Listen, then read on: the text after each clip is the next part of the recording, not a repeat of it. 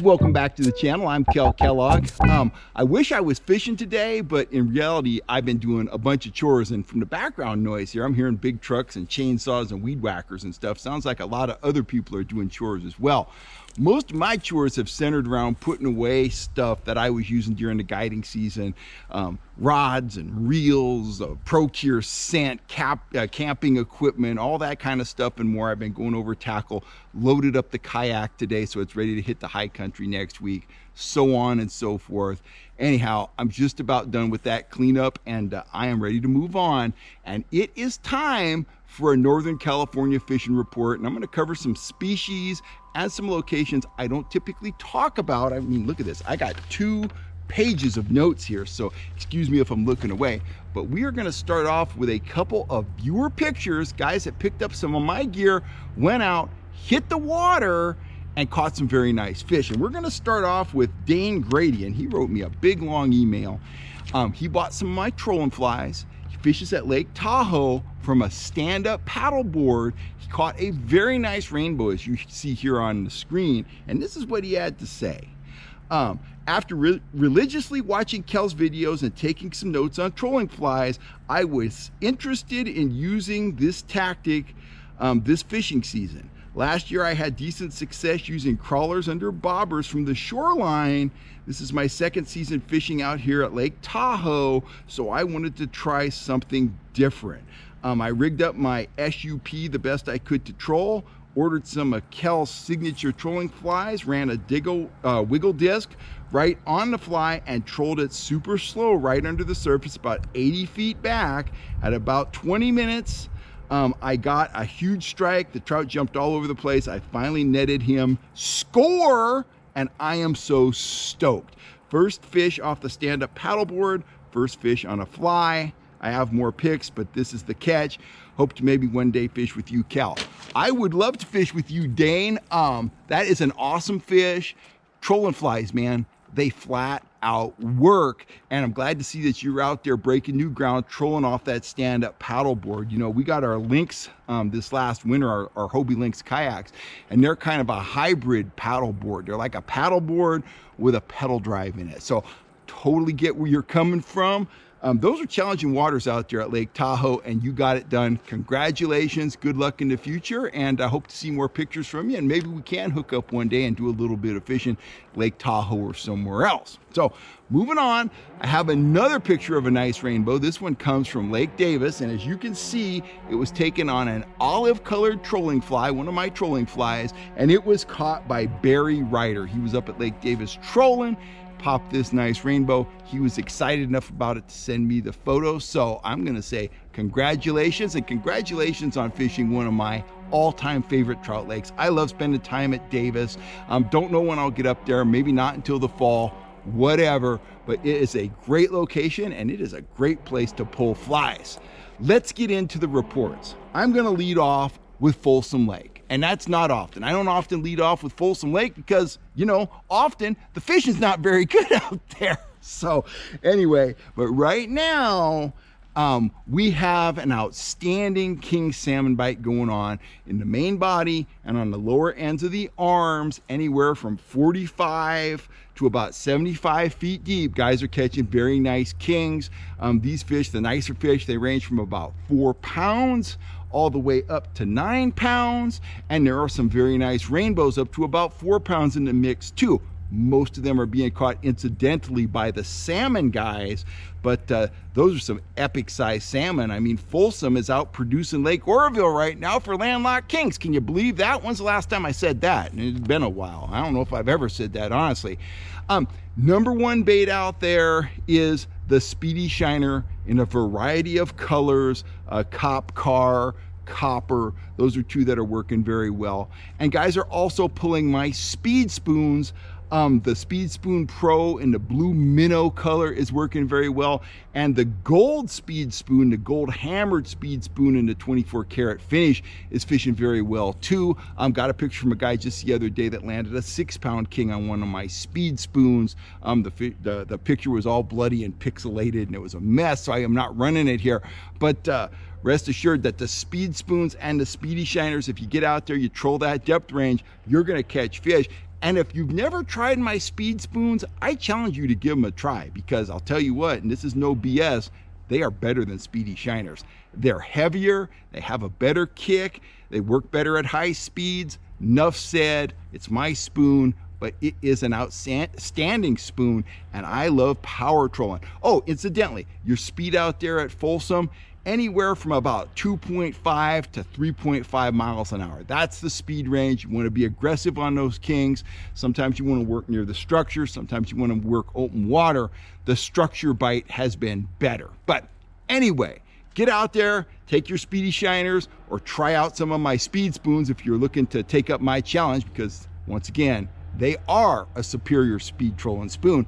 Get out there, get out to Folsom and get your fish on before that bite evaporates, because you know that's what happens at Folsom. One day they're here, the next day they're gone, and you are kind of left there grappling for what the heck happened.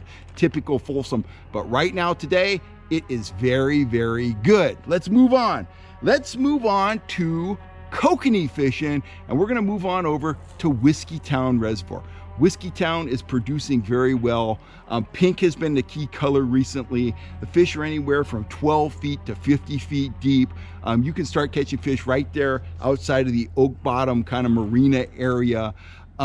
Tip everything with corn. One of our viewers was up there. He was running one of our 4-inch pink fisheye dodgers, and he was trailing a pink minnow tube from our FHS minnow tube kit. Behind it, he was running with ProCure, the pink anise gel on his corn.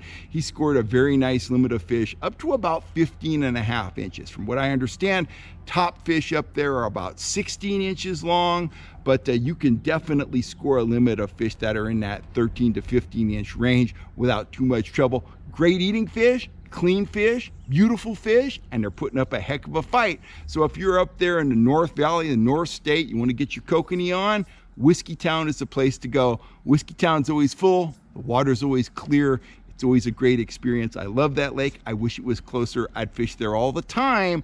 I actually enjoy fishing Whiskeytown more than I enjoy fishing Shasta, and I love fishing Shasta. If you've never been to Whiskeytown, it's a very special lake, and if you're looking for a destination trip and you're a troller and you want to get your kokanee on, that's a great place to go.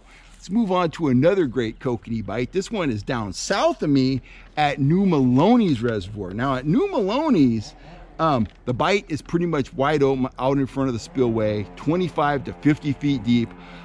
Orange spinners are working well, orange dodgers are working well, orange hoochies are working well. One of our viewers was out there. He caught fish to 17 inches long using a mini turbo, a yellow and orange mini turbo teamed with orange beads. He was trolling it behind a turbo flasher. He got a quick limit on that. Very nice fish. They're ranging anywhere from about 13 to 17 inches on the top end. If you hit it right, you can come out of there with a limit of kokanee that are 15, 16 inches on average. Those are some big kokanee. They're hard fighting. They're ripping it off the downrigger, multiple jumps, awesome on the table, great fish. Melones, it's not full, but it's full of fish. And once again, if you're a guy that enjoys landlocked salmon fishing, if you want to go target some kokanee and you're down south, you're down in Stockton or Sacramento or even the Bay Area, wherever you want to get after some good sized kokanee, get on over to New Melones Reservoir. You know, a lot of places are kicking out small kokanee. Pardee, you can go get a limit of small kokanee. You can get a limit of small kokanee at Whiskeytown. But when those fish get over 14 inches, they become really, really fun to catch. And that's what's going on at Whiskeytown. That's what's going on at New Melones. That's what's going on at Stampede too, but that's a whole different lake. It's up there in the Truckee area. That's another good place to go if you want to get a little bit bigger kokanee. They're not going to be as big as the ones that you'll catch at Whiskeytown or New Melones. Now, there's some other bites that are very worth mentioning. Probably the #1 bite in the entire state, or at least the northern 2/3 of the state, is the halibut fishing available in San Francisco Bay. Wide open, limit style fishing. You can troll for them with frozen bait. You can drift for them with live bait. The fish, they range from keeper size up to 25 pounds. It's halibut, guys. It's great to eat, great meat, fun to catch, good day all the way around. Go take a tour of San Francisco Bay from the water and go home with a limit of halibut. It's a good day, and there's some bonus stripers down there as well. So good times on the halibut fishing. The Delta is still booting out, limits of stripers. Fish are ranging anywhere from keeper size up to about 30 inches or 10 pounds. Minnow drifters are doing well, as are guys trolling yozuris. Down in the Delta, there's more yozuri trolling going on. Upriver, there's more minnow drifting going on. You can also throw out some sardines and stuff like that. You're gonna have to sort through some shakers, but you can probably get yourself a limit of keepers without too much trouble. Spring striper season, kind of coming to an end. We're towards the end of May. Typically, you're gonna have good fishing up to and into the month of June, especially in the Delta proper, as those fish run back down the system, headed for San Francisco Bay. Let's close things out with trout fishing, high country trout fishing. I can't point you at a specific place to go because all the usual suspects and even some of the unusual suspects are booting out fish. This is the time. We're creeping up on June. Memorial Day is just a few days away. That's the traditional kickoff of high Sierra trout fishing, and it is going well. It's going like gangbusters at a lot of different lakes. So, if you're looking to take a trip, get out to your favorite high Sierra destination, and you're going to catch fish. So, once again, I can't be more specific than that. There are trout bites busting loose all over the Sierras. Foothill action, it's still there. It's slowing down a little bit, but you can still catch fish down in the foothills, but it's getting pretty hot. It's gonna be about 90 degrees here today in Forest Hill, California in the Sierra foothills. So I say this is the time to head for the high country, chase spring right on up the mountainside, and you're gonna be yelling fish on. I'm Kel Kellogg. If you're looking for any of the gear I mentioned in this video, get on over to fishhuntshoot.com. If you got what you're looking for, we will arm you properly for whatever kind of fish you want to target, whether it's landlocked kings, trout, or kokanee. I'm Kel Kellogg. Thanks a lot.